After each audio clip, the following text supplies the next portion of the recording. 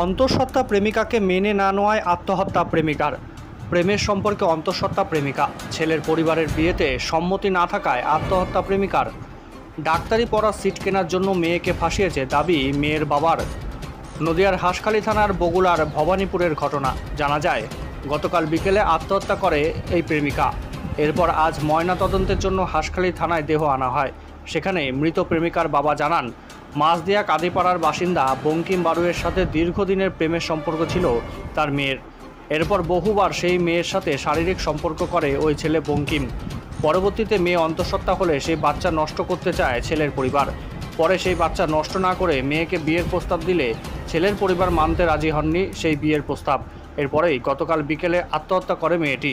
এই গোটা ঘটনায় শোকের ছায়া গোটা পরিবারে। আরেকবার জানাই, প্রেমের সম্পর্কে অন্তঃসত্ত্বা প্রেমিকা, ছেলের পরিবারের বিয়েতে সম্মতি না থাকায় আত্মহত্যা প্রেমিকার। ডাক্তারি পড়ার সিট কেনার জন্যই মেয়েকে ফাঁসিয়েছে দাবি মেয়ের বাবার। নদিয়ার হাঁসখালী থানার বগুড়ার ভবানীপুরের ঘটনা। জানা যায়, গতকাল বিকেলেই আত্মহত্যা করে এই প্রেমিকা। এরপরে আজ ময়নাতদন্তের জন্য হাঁসখালী থানায় দেহ আনা হয়। সেখানে মৃত প্রেমিকার বাবা জানান, মাছদিয়া কাঁদিপাড়ার বাসিন্দা বঙ্কিম বারুয়ের সাথে দীর্ঘদিনের প্রেমের সম্পর্ক ছিল তার মেয়ের। এরপর বহুবার সেই মেয়ের সাথে শারীরিক সম্পর্ক করে ওই ছেলে বঙ্কিম। পরবর্তীতে মেয়ে অন্তঃসত্ত্বা হলে সেই বাচ্চা নষ্ট করতে চায় ছেলের পরিবার। পরে সেই বাচ্চা নষ্ট না করে মেয়েকে বিয়ের প্রস্তাব দিলে ছেলের পরিবার মানতে রাজি হয়নি। এরপরেই গতকাল বিকেলে আত্মহত্যা করে মেয়েটি। এই ঘটনায় শোকের ছায়া গোটা পরিবারে।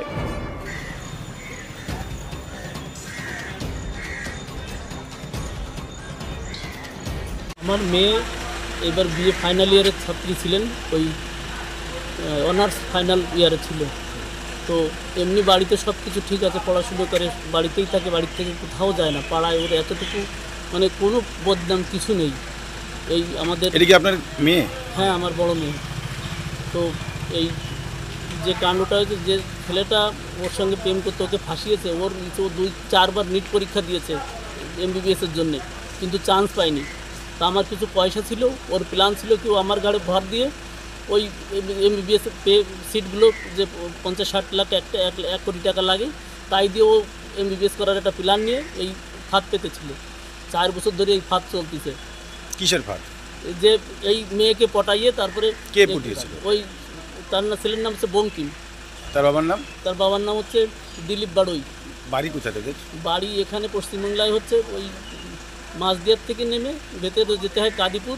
কাদিপুরের থেকে সেখানে তার দিদা বাড়ি আছে, তার থেকেও 1 কিলোমিটার দূরে তার নিজেদের একটা পুরনো বাড়ি আছে। আর থাকে ইউপির গোরখপুরে নেমে যেতে হয় সিদ্ধার্থনগর ডিস্ট্রিক্টে। তাহলে ওই ছেলেটার সঙ্গে কি আপনার মেয়ের কোনো সম্পর্ক ছিল? হ্যাঁ, ওরা যে ভেতরে আমাদের পরিচয় নাতি হতো, নাতি ছেলে হতো, নাতি ছেলে হতো।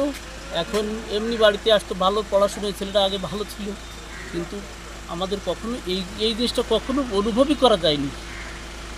কি হয়েছে? তারপরে মেয়েটাকে দীর্ঘদিন ধীরে ধীরে যৌন শোষণ করতে একটা এমন একটা পর্যায়ে এসে গেছে, যখন সে অন্তঃসত্ত্বা 2 মাস অন্তঃসত্ত্বা হয়। সেই অবস্থায় মেয়ে যখন বলে যে আমার এখন এই অবস্থা, আমার বাবা সবসময় বলছে বিয়ে দেওয়ার জন্য করছে, তখন ও ছেলেটাকে ওই বললে ছেলেটা আসে, ওকে এখানে টিকিট কেটে বগুড়ার থেকে তুলে নিয়ে যায়। নিয়ে গিয়ে প্রথমে কল্যাণী নিয়ে যায়, ওখানে করার জন্যে, ডিএনসি করানোর জন্যে, কিন্তু ও রাজি হয়নি। যে আমাদের তো পাপেরটা নয়, আমাদের তো ভালোবাসার হচ্ছে। তারপরে ওকে নিয়ে যায় ইউপিতে সেইখানে